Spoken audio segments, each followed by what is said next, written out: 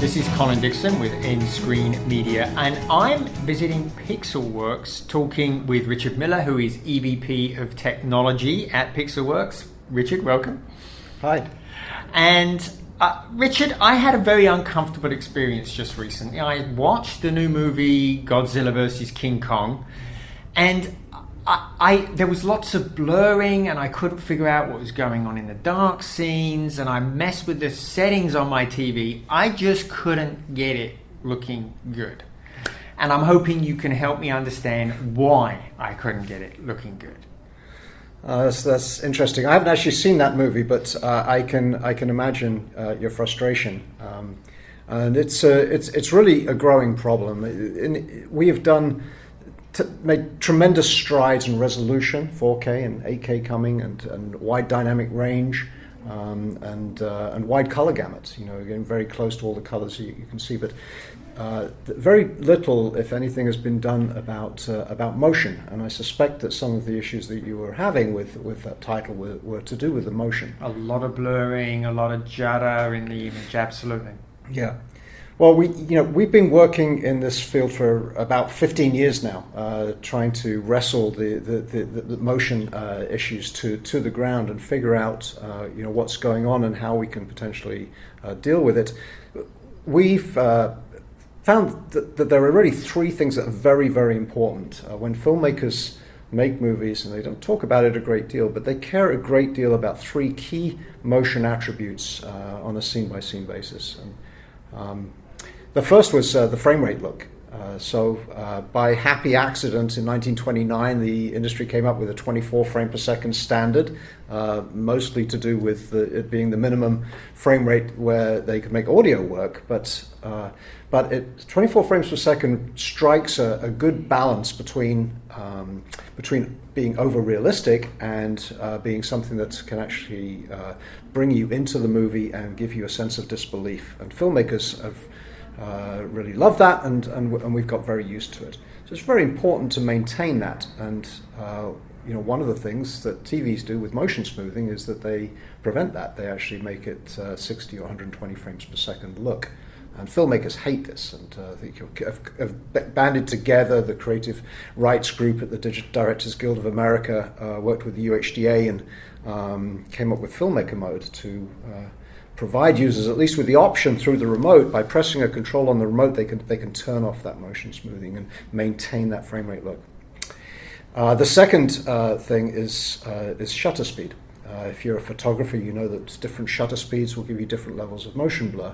Well, it's the same with movies, and cinematographers and filmmakers work very, very hard, scene by scene, to adjust the shutter speed to get it just right, to give a certain feel to each scene.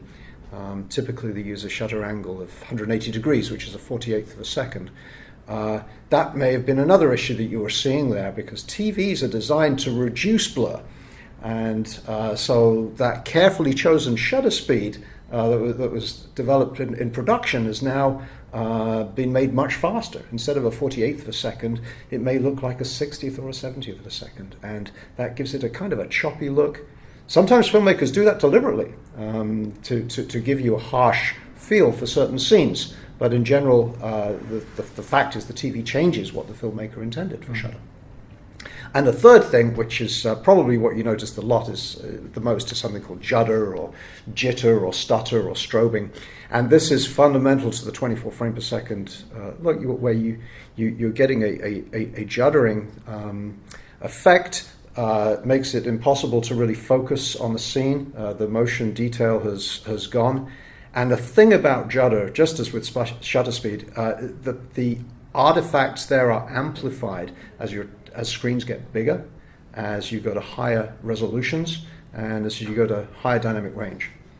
You mentioned something called Filmmaker Mode, which some people may have on their TVs. That doesn't always create a great viewing experience, does it? Yeah, Filmmaker Mode was developed out of frustration by filmmakers and studios that every TV was delivering a different look for motion. They were all, line up a dozen TVs, they all look different, and they wanted to kind of standardize that, and the only option they really had was to say, let's turn off motion smoothing. And now TVs look, a lot. There's a lot more consistency in Filmmaker Mode. You pick up your remote, you choose the picture mode called Filmmaker Mode. It's available on some TVs now, and you get this standardized non-motion smoothing mode.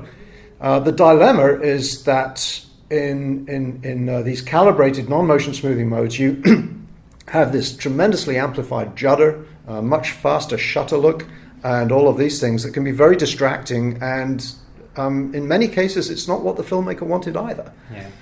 Yeah, you showed me some pretty awful examples of those just earlier. So what's the answer? The answer is to grade the movies for the intended screens, right?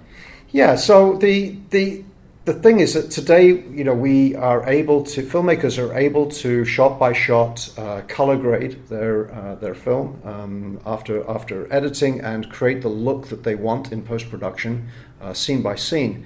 Until now, there hasn't been an ability to also do motion grading to adjust the creative look scene by scene. Maybe you want the high motion scenes to be more clear and easier to see the detail.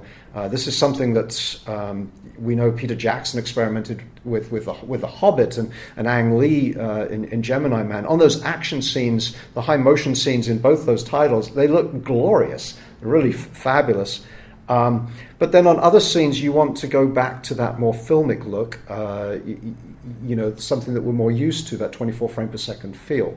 And all the while, we want to finely tune the shutter speed and those sorts of things. So we have developed a toolkit called TrueCut that we're very proud of, has won awards. It won a Lumiere Technical Excellence Award and an HPA Award, that allows filmmakers now to, scene by scene, finally grade the motion look. And this actually goes from the director's screen to our screen, right? Well, that's the second half of it. So you have to actually then deliver that look exactly as he intended to the TV. And as we know, things change. Displays are different. Filmmakers actually have to, you may not know this, they have to deliver 7 to 9 different versions of every title for different screens, different grades, dynamic range, resolutions, and devices. So the way we deal with color and dynamic range for all those different screens is called gamut mapping for color and tone mapping for tone. Until now, there hasn't been an ability to do motion mapping. But the other part of what we've done with TrueCut is prepare a delivery format. We actually use a high frame rate delivery format and a certification program for TVs that makes sure that they will consistently play that format correctly. So this is what we call motion mapping. And that's all to come, right? We're going to start seeing TVs and the whole ecosystem roll out for that. So the great thing is there that I won't have to mess with anything, right? It will just all happen. It just works. You won't have to touch the remote. It will automatically switch to the TV. Will switch to a mode that will deliver exactly what that filmmaker intended. Great. Well, I'll be looking for that TV because I know it will give me a much better experience. Richard, thank you so much for telling us what the problem is. I mean, this is so important right now with PVOD releases and early windows, right? People are going to want to get that best experience. Thank you. So, thank you, Richard. This has been Colin Dixon with nScreenNoise.